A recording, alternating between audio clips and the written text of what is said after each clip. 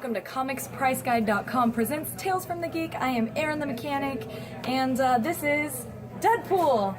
Because as you know, Michael is not here today, and neither is Bernice, so it's just me and my lonesome and, you know, my backup. And we are at Dragon's Lair Comics and Fantasy. Where else would I find this guy? But we've got comics and new news for you guys. So let's start off with some comics. First off, it's not even a number one, a number 0, the Mighty Captain Marvel, so obviously Marvel comic here. Next we've got Gumballs. Okay, so this one, I just have to say, it's by someone named Aaron Nations, and let me just say, the name you gotta represent, gotta rep. DC, we've got All-Star Batman, #1 Director's Cut. So, All-Star did come out previously, but the Director's Cut is new this week, and if you are into DC Comics, as well as Batman, check out Justice League versus Suicide Squad. Now, you know, with all the hype of Suicide Squad and at the very end, maybe the forming of the Justice League, this one's going to be a good one, I think. So definitely check that out. As far as Dark Horse Comics, I've got a shout out to Dead Inside. Obviously a little cynical, so if you're liking that dark side of things, definitely check it out. Last but not least, we've got Gamora. And if you are a Guardians of the Galaxy fan, hell yeah, check this out. Figure out what she was doing before Guardians of the Galaxy. Looks a little bit, you know, crazy on that front. That's all the comics that we have this week. I've got some news, but first off, we're gonna start with this bad boy. Yeah, okay, not quite a comic, but it's got all of the amazing art of Rogue One, and here on the front is, you know, who voiced this guy? Who? Wash from Firefly, so you know I'm a huge fan. Like, Comic Relief, they always do this with the droids, and I love it. If you have not checked out Rogue One, I highly recommend it. If you're a Star Wars fan, even if you're not a Star Wars fan, it was great. But if you are a Star Wars fan, get ready to have your mind blown.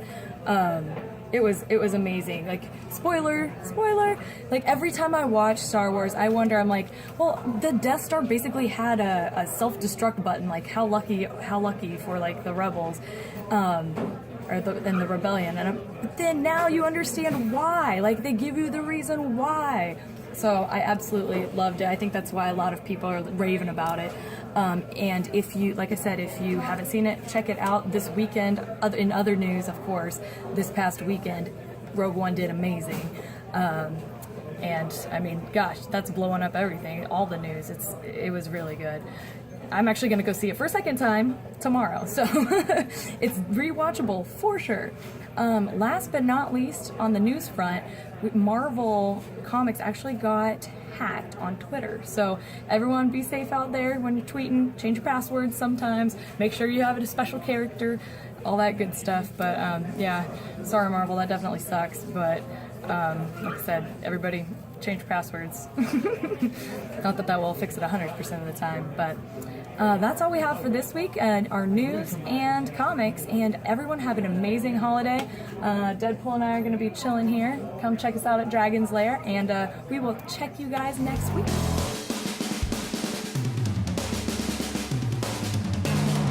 Hey guys, we've got M and May here in this place, this location. It's undisclosed. It's also unknown what time of year it is. So today we're going to talk to you about how to pick your first cosplay. We've been seeing a lot of questions about it on some of the groups that we follow, so we're trying to give you some insight into how we pick and what things you can think about. Alright, so a few things that we're going to touch base on are, hey, what kind of things should I take into consideration when I'm choosing what cosplay I'm going to do? Is there any kind of genre or anything like that? What kind of costume limitations am I going to face when I'm doing my shopping, or when I'm drawing, or if I'm actually kind of picking a character. Mm-hmm. And just thinking about what you already know and what you can take advantage of, and who you know can sometimes be just as important as what you know. It's cheaper to do cosplay if you can just steal things from borrow them from your friends. I'm totally going to give back those shoes one day. Some of the things you can think about are what skills you already have, We have one friend who's really good with foam, and he really didn't know anything about sewing, so his first couple cosplays were made entirely out of foam and Warbler, and they were pretty amazing. He ended up with some awards from them. So don't think just because you don't know something, it can limit you in any way. Just because you don't know how to sew, there are plenty of other options for making an awesome costume. Yeah. And I mean, honestly, if it's your first time, there's nothing, you know, that it will exclude you from going out and even buying a costume. It may be something that's for you, and it may be something that's not. So it's always great to just at least give it a try and see how it goes. A lot of people that I know, their first cosplays are very, very casual cosplays. Or it's something that they've got at a thrift store, or they've just ordered something online because they really, really wanted to be Prince Peach. They don't know how to sew, and they just want to be pretty. So those are all definite great options that you can do that, you know, don't require a lot of set skills. Yeah. Sometimes it's easier to do a character from a live action movie because someone's actually built that costume already, and you know that it moves in a certain way, versus something that's animated. You can just design a costume that looks a certain way and not have to worry about, I don't know, gravity or raising your arms. Raising your arms is difficult. First cosplay, one thing you're going to want to think about is your budget. Starting out, you might just really want to make it look perfect, but that might be a little bit more expensive. So think about where you can cut corners. I think my Anna costume, I got a pattern and then all that fabric. That one ran about $100. Yeah. And I think for most of ours, you're going to need to budget at least $100. Yeah, I think we usually run between $50 to $150 for our costumes, and that's mainly because we do a lot of sewing ourselves. So we buy the thread, we'll buy the patterns if necessary, and the material. And since we like to have our costumes look a little bit more authentic, we try to stick away or kind of steer towards a little bit more expensive materials, more durable, thicker ones that we can kind of distress or that look like something that that character would wear. But it's not necessarily something you have to do. There's nothing wrong with going in the red dot aisle, getting the cheap material, or, like I said before, buying a costume or stealing things from your friends. Yeah. Also, like, cosplay is really whatever you want to make of it. We've seen people with costumes made entirely out of... There's paint swatches. Paint swatches. That was great. That was actually beautiful. I've seen duct tape. Yeah, just like different things. One of our friends, we've met her before from the Hack cosplay group. She will literally just go and see what she can find at Goodwill and put those pieces together as well. Yeah, so it's really just think about however much you want to spend and keep that in mind sort of as you're designing your cosplay.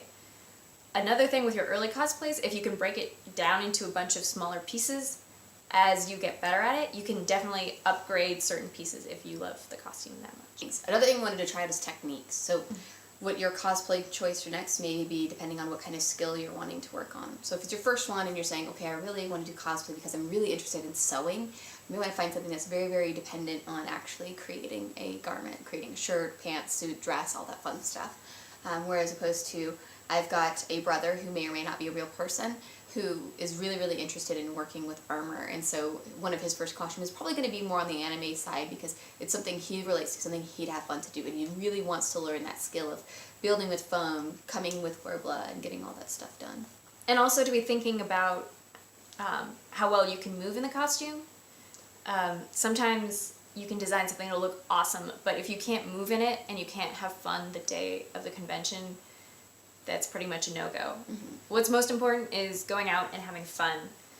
Yeah, which kind of leads us to our major topic here. A lot of people are like, I really want to do cosplay, but I don't know what to do. A lot of people are really, really concerned about, I really want to be a person that I look like versus a person that I would have fun doing. So I look nothing like Harley Quinn, any of them at all, like at all. But that's one of the ones I have the most fun doing. Honestly, for us, it's we do a little combination. We choose what genre, which group we're going to do based on what we really are excited to do and what we want to portray, and then we'll kind of choose which character since there's 3 of us, and we tend to fight a lot. Yeah, I think with us it's a lot more about what character matches your personality versus which character matches your face. So one of the things that we like to do when we're designing costumes is we really like to accentuate the female form. So you'll see a lot of our stuff is corsets, or and surprisingly we haven't done any butt padding. They're all really just that big. It's mainly because of cookies. A lot of cookies. So many cookies. I love Christmas. We need a cookie. You want a cookie? Let's get a cookie.